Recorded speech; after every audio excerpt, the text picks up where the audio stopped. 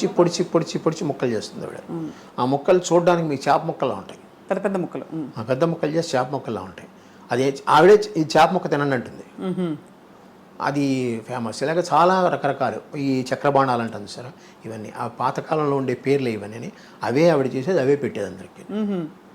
ఆవిడికి ఆ చివరి దశ వచ్చేటప్పటికి బయట నుంచి కూల్ డ్రింక్స్ కొంటామే చేసింది, కానీ మజ్జిగానే ఇంట్లో తయారు చేయాల్సింది గంగాళంతో. చిన్నగా ఇంత గిన్నె ఉంటుంది, గిన్నెలో తయారు చేసి పెట్టే ఎవరు వచ్చినా మజ్జిగ ఇవ్వడం. పూర్తిగా అమ్మ మనసే అయితే. అంతే, అమ్మ మనసే. ఎవ్వరితో పెద్దగా అనవసరంగా కోపం తెచ్చుకోవడం లేదు. అందరినీ నాయన అని పిలుస్తుంది. పైగా ప్రతి వాళ్ళు ఆవిడ చిన్నతనం, నా చిన్నతనాన్ని నేను చూసాను, ఆవిడని అమ్మ, అందరూ అమ్మ అనే పిలుస్తారు. ఇంకోటి అక్క, లేకపోతే ఆ గుండమ్మ కథ వచ్చినప్పటి నుంచి గుండక్క గుండక్క గుండక్క ఫేమస్ అయిపోయింది. అందరూ అమ్మ అని పిలుస్తారు ఆవిడ. ఒక్క భానుమతి గారు మటుకు సూర్యం అని పిలుస్తారు. సూర్యం అని పిలుస్తారు చిన్నప్పటి నుంచి. అలాగే కొంతమంది పాతకాలపు వాళ్ళు ఉన్నారు, షౌకాజానికి గారు అవరండి, నాగేశ్వరరావు గారు అవరండి, వీళ్ళందరూ. ఎందుకంటే ఆవిడ మొగరాయిళ్ళ ఉండేది అని తత్వం వాళ్ళలో ఉందన్నమాట. షౌకాజానికి అంజలిదేవి గారు అమ్మ అనే పిలుస్తారు, శారద గారు అమ్మనే పిలుస్తారు. విజయనిర్మల గారు అంటే చెప్పనక్కర్లేదు, ఆవిడ ఏది ఉన్నా సరే అమ్మతో మాట్లాడతారు. చాలా ఆవిడ పర్సనల్ విషయాలు కూడా అమ్మతోనే మాట్లాడతారు. అంటే అమ్మ ఆవిడ దగ్గర. అలాగే జయలలిత గారు, ఆవిడకి అమ్మే. కారణం ఏంటంటే సంజయ్ గారు అమ్మకి క్లోజ్ ఫ్రెండ్. అందువల్ల సంజయ్ గారు పోయినప్పుడు అమ్మ ఆవిడ దగ్గర తీసుకుని చూసుకున్నారు. దాంతో ఆ యొక్క అభిమానం ఆవిడకి చివరి వరకు ఉంది. మీరు హోమియోపతి డాక్టర్ అవ్వాలన్న కోరిక వారిదేనా? ఆవిడ కోరిక. నేను ఎంకామ్ చదివాను మేడం. ఎంకామ్ చదివితే నా బ్యాంక్లో ఉద్యోగం వచ్చింది 1974.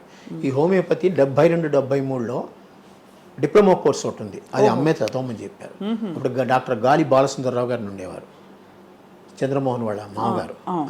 ఆయన చెప్పాడు, నువ్వు హోమియో చదువుకో, బాగుంటుంది నీకు, మీ ఇంట్లో వాళ్ళకి కూడా హోమియో చాలా ఇష్టం, ఏదో నా పేరు కోసం నా దగ్గరికి వస్తారే కానీ మీకు అది బాగా పనిచేసింది, నువ్వు హోమియో డాక్టర్ అవ్వు, డిప్లొమా ఉందని ఆయనే చెప్పారు. కుప్పికారని ఒక ఆయన ఉంటే ఆయన దగ్గరికి పంపించారు. ఆయన ద్వారా నేను నేర్చుకున్నాను, 2 సంవత్సరాలు డిప్లొమా చేశాను. తర్వాత నాకు ఆంధ్రా బ్యాంక్లో ఉద్యోగం వచ్చింది. ఆ కాలంలో అంతా 100 వాట్స్ బల్బులు కదా, ట్యూబ్ లైట్లు కూడా లేవు. నేను చెప్పే 72-73లో ఆ వేడిలో ఫ్యాన్ వేసుకోకుండా పొట్లాలు కట్టాలంటే నా వల్ల కాదు. అందుకని మూట కట్టి పటకమే వారేశాను. బ్యాంకులో జాయిన్ అయ్యాను. ఆఖరికి 2000లో నేను ట్రాన్స్ఫర్లు తట్టుకోలేక నేను రిజైన్ చేశాను జాబ్. అప్పటి నుంచి మళ్ళీ హోమియో నాకు జీవితం అమ్మ నేర్పింది. అమ్మ ఆనాడు అంత దూరదృష్టితో ఆవిడ నాకు అది నేర్పించబట్టి ఈరోజు నాకు పెన్షన్ చాలా తక్కువ వస్తుంది. నాకు వచ్చేది 32,000 అంత పెన్షన్. అయినా కూడా నాకు హోమియోపతి వల్ల కొంచెం ఆదాయం ఉంది. అది ఇది కలిపి చక్కగా అందరికన్నా ఈక్వల్ ఒక అప్పర్ మిడిల్ క్లాస్ పర్సనాలిటీగా నేను బతుకుతున్నాను. అదే అమ్మ నటించిన పాత్రలు అన్నింటిలో అంటే మీరు చాలా షూటింగ్స్కి వెళ్ళేవారా? దాదాపు నేను ఖాళీగా ఉన్నప్పుడు అమ్మ షూటింగ్కి వెళ్తాను. ఇంకా నాకు వ్యాపకం లేదు. నాకు సాధ్యమంత వరకు మీరు ఏమనుకోనంటే ఆ పదం మంచిదో కాదో అని అమ్మ కూర్చుని. అవునా? అదే ఆవిడ ఏం చెప్తే అదే, అలాగే అన్నీ. ఇప్పటికీ ఆవిడ పద్ధతులు పాటిస్తూనే ఉంటాను. పొద్దున్న 4 గంటలకు లేవడం, ఇద్దరం లేస్తాం. తను తొందరగా స్నానం చేస్తుంది, కొంచెం లేట్గా చేస్తాను అంతే. తను 5కే చేసేస్తుంది, నేను 6:30-7 గంటలకు చేస్తాను. అది ఆఫ్ లేట్.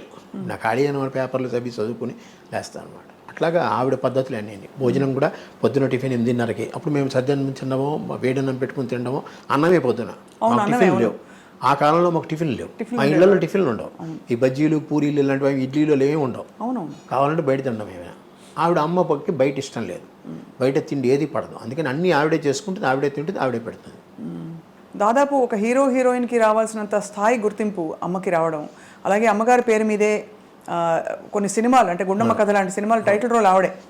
సో ఇవన్నీ మీకు అప్పట్లో తెలిసిందా వారి ఘనత ఏమిటి, అంత గొప్పవారని? గొప్పవారని తెలుసు, ఎందుకంటే అందరూ గౌరవిస్తారు. అప్పుడు నాకు గుండమ్మ కథ టైంలో చాలా చిన్నపిల్లవాడిని నేను.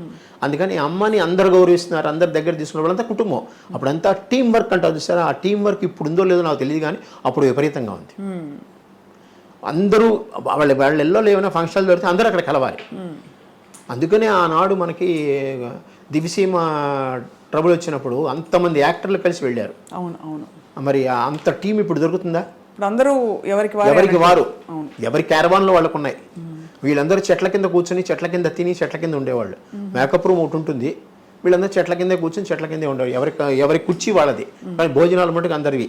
చాలా కష్ట జీవితం ఆ రోజుల్లో. అంటే సినిమా ఇండస్ట్రీ అంటే అనుకుంటాం కానీ చాలా నిజంగా. ఎందుకంటే షెడ్ నుంచి బయటకు వచ్చారనుకోండి, ఫుఫ్ అనుకుంటూ వస్తారు, చెమటకి తట్టుకోలేక బయటకు వచ్చి చెట్ల కింద కూర్చునేవారు. ఇప్పుడంతా ఏసీలు పెద్దగా లేవు కదా. అవునవును.